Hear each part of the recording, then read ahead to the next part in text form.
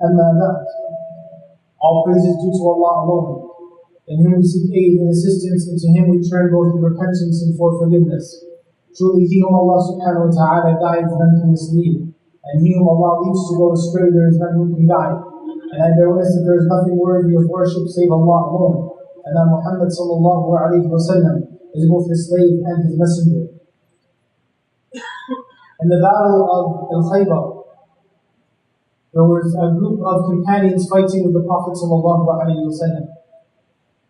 And as the battle went on, the battle became more and more intense, more and more fierce. And in this fierce battle, one of the men from the Muslims began to fight with tremendous courage, with tremendous bravery, with tremendous fierceness on the battlefield, to the point that all of the rest of the Muslims, the soldiers who were fighting themselves, when they saw that man and the intensity with which he was fighting, they were all amazed by him. And they said, قَالُوا هَنِيئًا لَهُ الْجَنَّةِ. They said, how beautiful, how honorable will paradise be for this man, because of the courage and the bravery he was showing in that day. And at the end of the battle, he was killed. And they went to the Prophet ﷺ and they repeated this refrain to the Prophet ﷺ. They said, how beautiful will paradise be for this man. And the Prophet ﷺ stunned them with his response. He said to them, قَالَ إِنَّهُ فِي النَّارِ. He said, indeed this man is in the hellfire. And the companions were amazed by this. They said, قَالُوا كَيْفَ يَا رَسُولَ اللَّهِ. They said, how, O Messenger of Allah? Meaning we just saw him fighting valiantly on the battlefield. We saw him fighting with all of his courage and bravery right now. We saw him sacrificing everything for the sake of Allah subhanahu wa ta'ala. How can you tell us that this man is in the hellfire? So the Prophet ﷺ responded to them. And he said, أَثْخَلَتْهُ الْجِرَاحِ فَاتَّكَأَ عَلَى سَيْفِهِ فَقَتَلْ نَفْسَهُ. He said this man's injuries were harming him, were hurting him. So he leaned on his sword and killed himself. And the companions went back to where this man had been killed. And they investigated the place where he had been killed, and they saw that indeed the man had planted his sword in the ground so that he could lean on it and kill himself. A brother once approached me, having read a hadith in the 40 Nawawi, a famous hadith, in which the Prophet ﷺ said, فَوَاللَّهِ الَّذِي لَا إِلَهَ غَيْرُهُ إِنَّ أَحَدَكُمْ لِيَعْمَلْ بِعَمَلِ أَهْلِ الْجَنَّةِ حَتَّى مَا يَكُونَ بَيْنَهُ وَبَيْنَهَا إِلَّا ذِرَاعٌ فيسبق عليه الكتاب فيعمل بعمل أهل النار فيدخلها وإن أحدكم ليعمل بعمل أهل النار حتى ما يكون بينه وبينها إلا ذراع فيسبق عليه الكتاب فيعمل بعمل أهل الجنة فيدخلها. And the Prophet ﷺ said, by the one besides whom there is no other entity of worship, worthy of worship, he said, indeed one of you will perform the actions of the people of paradise until there is nothing between that man, there is only an arm's length between that man and between paradise. And so what is written will overcome him. And he will begin to act with the actions of the people of hellfire until he enters the hellfire. And he said, and indeed there will be those amongst you who will act with the actions of the people of the hellfire until there is only an arm's length between that person and between the hellfire. And then what is written will overcome him. And he will begin to act with the actions of the people of paradise until he will enter paradise. And his brother was confused with this hadith. And he said to me, what is the point of doing good deeds? What is the point of working for the sake of Allah subhanahu wa ta'ala if whatever is written will overcome me in the end? And truly when the companions returned and they realized that this man indeed had killed himself, they went back to the Prophet ﷺ, and the Prophet ﷺ said to them, إِنَّ الرَّجُلْ لِيَعْمَلْ عَمَلِ أَهْلِ الْجَنَّةِ فِيمَا يَبْدُو لِلنَّاسِ أي فِيمَا يَظْهَرُ لِلنَّاسِ وَهُوَ مِنْ أَهْلِ النَّارِ. And the Prophet ﷺ said that indeed a man will seem as though they are practicing the deeds of the people of paradise, They will act as though they are acting with the actions of the people of paradise, while indeed they are truly from the people of the hellfire. And then the Prophet ﷺ said, قَالَ وَإِنَّمَا الْأَعْمَالُ بِالْخَوَاتِيمِ. He said that indeed our deeds are judged according to their endings. Our deeds are judged according to their conclusions. And so the person who is doing good deeds, fighting on the battlefield, showing their courage and showing their strength, and yet they ended their life with evil. They ended their deeds and their actions with evil. They concluded all of their deeds, and their deeds will be judged according to its conclusion. And how many of us are confused by this hadith? How many of us we say and we wonder, why is it like this? Why is it like this that this man is doing so much good throughout his life, spending all of his life doing good deeds? And we're confused by this hadith and saying, why is it that a man doing all of these good deeds yet becomes overcome with their evil sins and enters into the hellfire? And brothers and sisters, the answer is actually simple. The answer and the question is about our hearts. Your heart, your end in this life, the conclusion to your life is based and linked towards your heart. Your end is based upon your true sincerity. Your end is based upon the truthfulness of your heart towards Allah subhanahu wa ta'ala. If you want to know whether your life will end with honor or whether it will end with the actions of the people of the fire, then you need to look towards your heart. Our hearts are like containers in buckets. And if you had a container, and at the bottom of the container it was full of filth, and then you were to fill this container with something that is pure, you were to fill it with water or with milk, it will only take some time. In the beginning it will look as though the container itself is clean and pure, that the water itself is pure, but it will only take some time until the filth will cause all of it to be filthy. And this is what the hadith is talking about. That the apparent actions of the person, the actions that everyone can see, are actions that look like they are the actions of the people of paradise. But the heart is far away from Allah subhanahu wa ta'ala. And whenever the person is alone and not with the people, they disobey Allah and they fall into sins. Because the heart is begging to go into evil. And this is why it's incredibly important for us to be very aware of our deeds in seclusion, of our actions and our deeds when we are secluded and the people cannot see us. Are we people who immediately fall into sins? That as soon as your parents leave the home, as soon as your family or your spouse leaves the home, that you've closed the door to your room, that you become someone who is sinning and disobeying Allah subhanahu wa ta'ala. And this is the root of the good ending and the bad ending. The reason why a person's life will end with them saying, La ilaha illallah, but another person's life will end while they're engaged in haram, while they're engaged in zina, while they're looking towards haram, while they're stealing, while they're disobedient to their parents.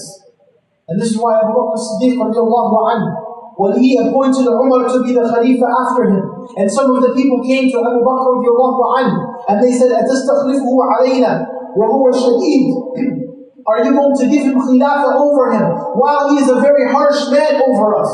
And Abu Bakr as-Siddiq radiallahu anhu responded with some of the great virtues of Umar radiallahu anhu. And the most important thing that he said, as he said, ذَلِكَ رَجُلٌ أَعْلَمْ أَنَّ سِرَّتَهُ أَفْضَلْ مِنْ عَلَانِيَتَهُ. He said, that is a man who knows that what he does in secret is more important than what he does in public. That Abu Bakr as-Siddiq radiallahu anhu is saying, yes, Umar might be a bit harsh with you, but he's someone who fears Allah. He is someone who is conscious of Allah subhanahu wa ta'ala when he is alone, just like when he is in public. And that is the person who will have the good end to their life. And that is the person who will only die when they are close to Allah subhanahu wa ta'ala. And Allah subhanahu wa ta'ala says, يَا أَيُّهَا الَّذِينَ آمَنُوا اتَّقُوا اللَّهَ حَقَّ تُقَاتِهِ وَلَا تَمُوتُنَّ إِلَّا وَأَنْتُمْ مُسْلِمُونَ. That, O you who believe, be conscious of Allah with a consciousness that is due to Him, and do not die except in the state of Islam. If you're conscious of Allah when you're with the people, and you're conscious of Allah when you're not with the people, then there is no state that you can die in except in a state of honor, and a state of acceptance, and a state of submissiveness towards Allah subhanahu wa ta'ala.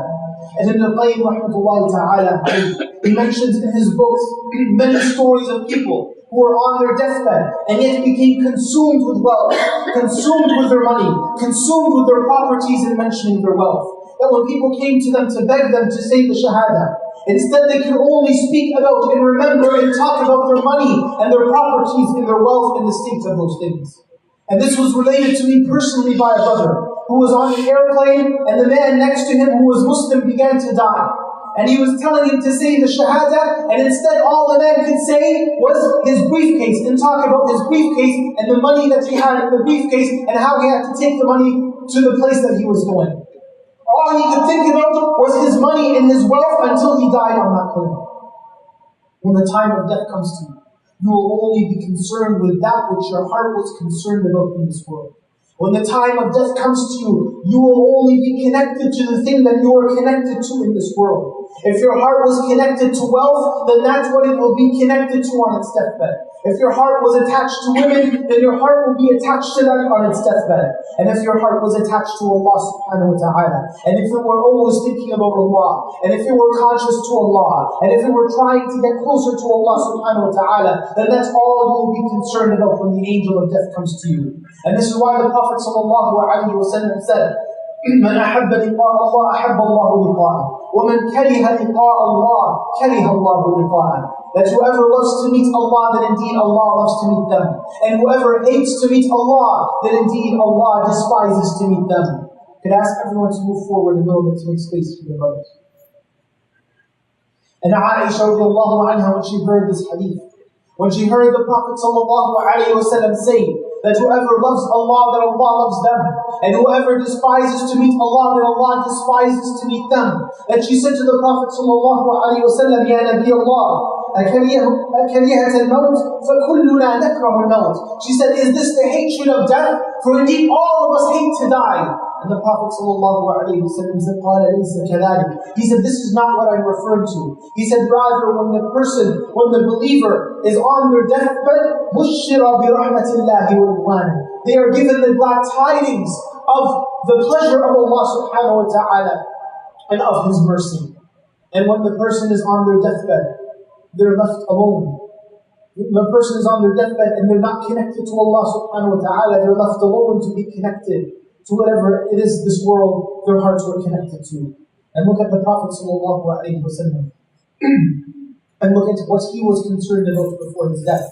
And the Prophet sallallahu alaihi wasallam was concerned with calling the people to worship Allah subhanahu wa ta'ala. He was concerned with calling the people to pray to Allah azza wa jalla.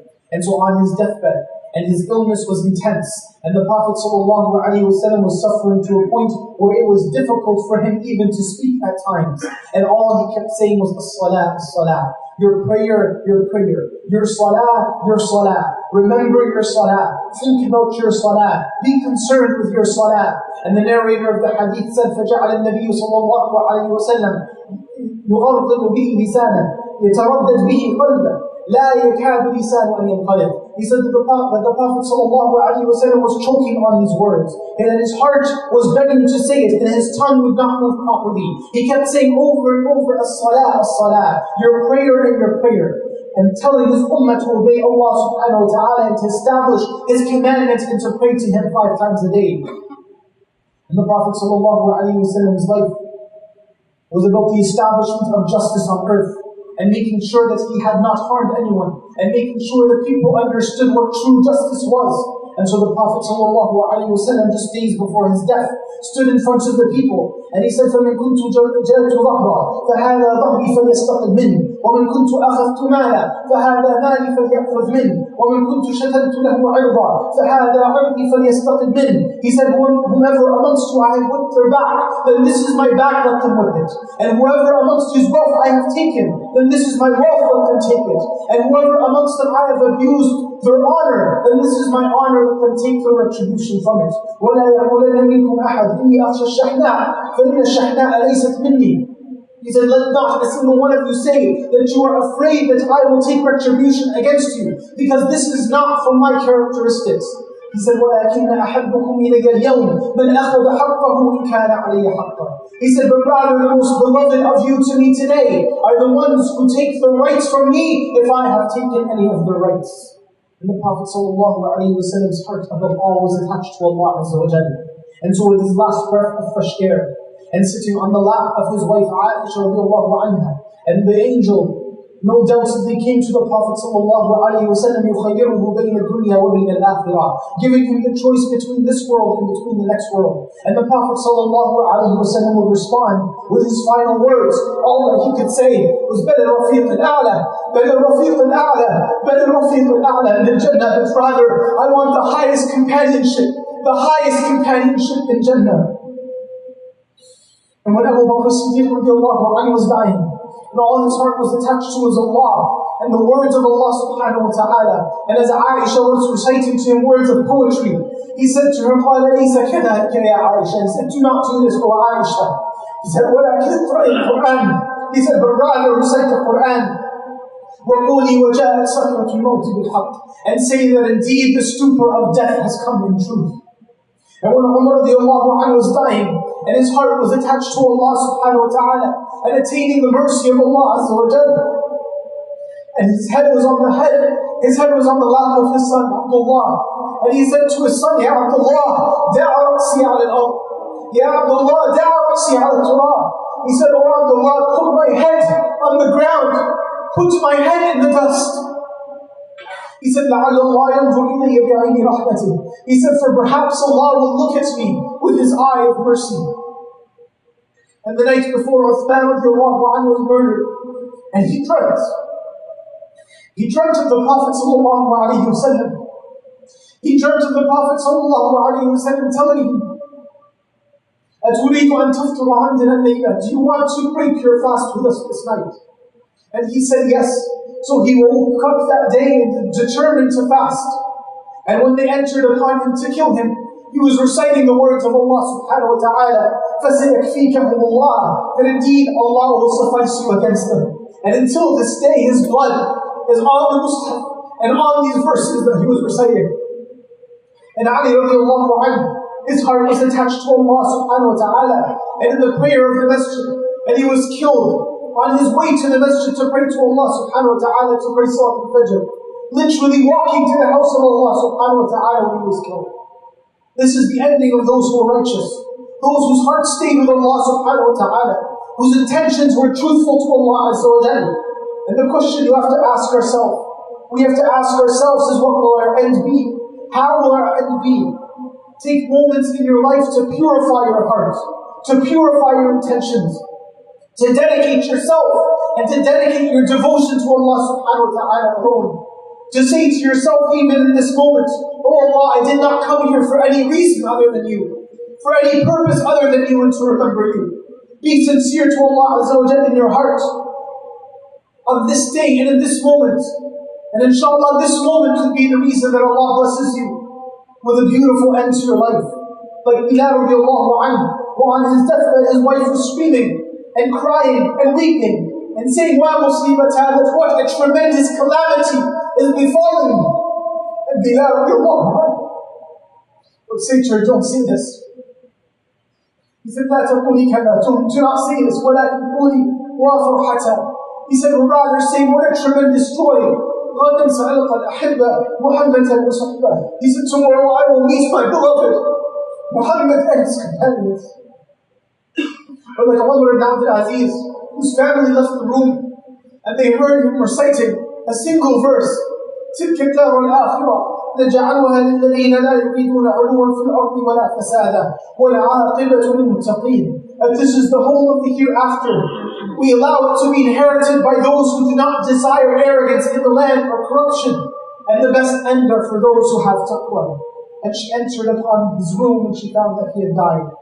And he recited this verse while he was smiling, as though he could see Jannah. Ask yourself what your end would be. Will you be remembering Allah subhanahu wa ta'ala, or will it be in delusion? Will you be smiling and reciting the words of Allah, or will we be disobeying Allah subhanahu wa ta'ala and acting as though we have never met Him? And there's a famous story of some youth in a Muslim country, kids who were having a party and drinking alcohol.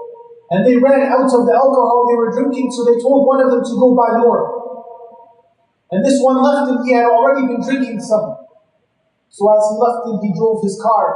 And on his way back, after purchasing the alcohol, he got into an accident. And they stayed waiting for their friend, and they kept waiting and he didn't come. So they went out looking for him, and they found his car had been toppled. And the car was on fire. And they came running to try to pull him out of the car. And all he could tell them while he was inside of the car is, I can't. I can't. They said to him, what do you mean you can't? He said, I can't meet Allah subhanahu wa ta'ala. I can't meet Allah subhanahu wa ta'ala like this. And whoever despises to meet God, then indeed God despises to meet them. And this is one important lesson for us, to recognize and to realize that just because you are young does not mean you have a chance to repent later on. Not everyone is given that chance. Not everyone is guaranteed the next moment that they can ask Allah subhanahu wa ta'ala for repentance.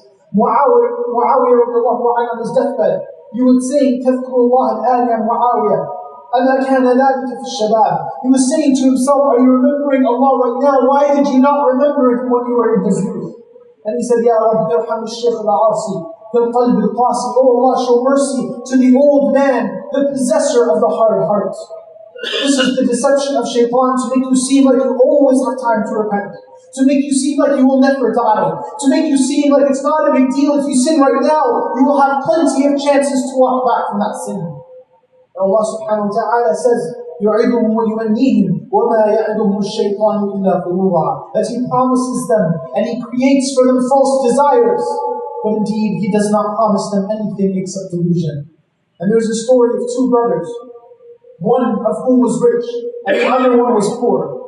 And the one who was poor had constant problems in his life, many difficulties in his life, and to the point that his relatives, his cousins, his family would have to give him money many different times so that he can deal with the difficulties in his life.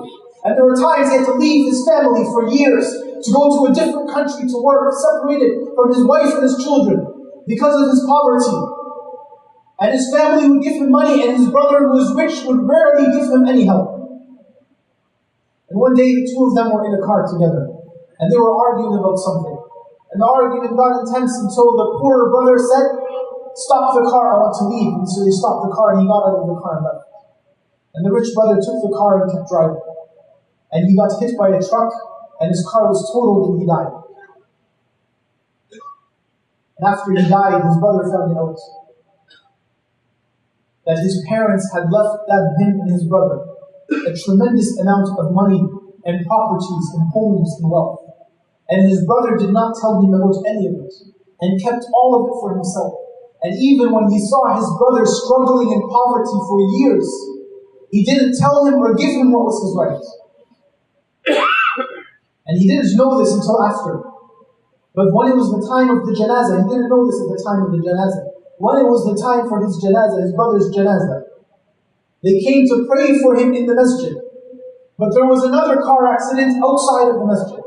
And all of the family and the relatives and the friends who came to pray for him could not get to the masjid to pray for the janazah. And they prayed his janazah in a Muslim country. And there were only 2 or 3 people there to pray janazah for him. In a Muslim country where it's impossible for them not to have 2, 3, 4 lines to pray for him. There were only 2 or 3 people, the imam and another person working in the masjid who could pray for him. Everyone else was prevented to come because of this accident. And none of them knew what he had done until after they had buried him, and they realized that he had this money and he had been preventing it and hoarding it from his own brother. If you live your life for the desires and the lust that shaitan creates for you, then on your deathbed realize you're not going to have anything. You're going to realize on your deathbed that you don't have any power to help you, to heal you, to save you. You're going to realize that you only lived your life for the deceptions. He said on his deathbed, لو علمت أن عمري قصيرا هكذا ما فعلت ما فعلت. He said, if I knew that my life was as short as it has been, I would never have done what I have done. This is the deception of life. You think it's so long, but it's so short. You think it's so long, but it's really so short. Mu'adh bin Jabal, radiallahu anhu, he sat on his deathbed, seeking to die in hope of Allah subhanahu wa ta'ala, and in His mercy, and in His aid, and in His Jannah. He said to Allah on his deathbed, Allahumma innaka ta'lam inni lam akun uhibbu ad-dunya litul al-baqa'i fiha, wala li jari al-anhar, wala li gharas al-ashjar. He said, you know, O Allah, that I did not love this world and to stay in it for a long time out of my love for its rivers or my love for its trees. He said, rather, I only used to love this world for qiyam al-layl, and for having dhikr with the scholars and the righteous people of Allah subhanahu wa ta'ala. And then he said, Allahumma inni kuntu fi dunya akhaf wa ana al-yawma arjuk. He said, oh Allah, I used to throughout this world have fear of you. Now today I have hope in you. I have hope in you, O Allah subhanahu wa ta'ala. Now Malik ibn Marwan, he said, Ya dunya, ma athiruk, inna tawiluka laqasir, wa kathiruka lahaqir, wa inna kunna minka lafi ghurur. He said, oh dunya, oh this world, how pleasant did we find you. But now we realize that your life is short, and your abundance is insignificant. And now we truly recognize that we were only in deception. And then he began to recite the words of Allah subhanahu wa ta'ala. وَلَقَدْ جِئْتُمُونَا فُرَادًا كَمَا خَلَقْنَاكُمْ أَوَّلَ مَرَّةٍ وَتَرَكْتُمْ مَا خَلَقْنَاكُمْ وَرَاءَ ظُهُورِكُمْ. That truly you will come to us alone as we created you for the first time. And you will have left behind all that we had bestowed upon you in this world. Meaning you're not going to meet Allah subhanahu wa ta'ala with any of the wealth, or the friends, or the family, or the status, or the titles that you have in this world. So why are you living your life for those things? And Harun al-Rashid, on his deathbed, he told them, carry me to my grave, I want to see my grave. And they took him to the grave, and when he saw it, he said, he recited the words of Allah Azza wa Jal, that my wealth has not availed me, and my authority has gone away from me. This is the nature of wealth and power and privilege and prestige in this world. In one moment it will all disappear.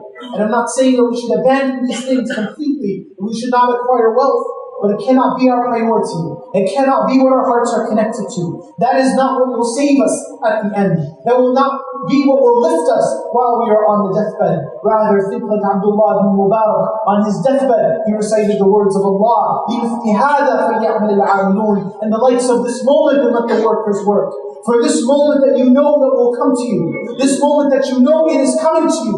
And it will consume you. And you will die at that moment, then work for it, and put all of your efforts to work for it. فأقول قولي هذا وأستغفر الله لي ولكم فاستغفروه إنه هو الغفور الرحيم.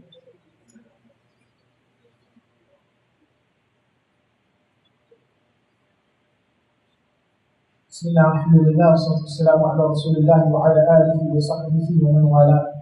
He was a companion of the Prophet sallallahu alaihi wasallam. His name was Bidajain. When he died, he was only 25 years old. And the hadith of how the Prophet ﷺ buried him was one that is very powerful. That as they were lowering him down, the Prophet ﷺ was calling to the companions and saying, رِفْقًا بِأَخِيكُمْ, that be kind, be soft with your brothers. فَوَاللَّهِ إِنَّهُ كَانَ يُحِبُّ اللَّهُ وَرَسُولُهُ.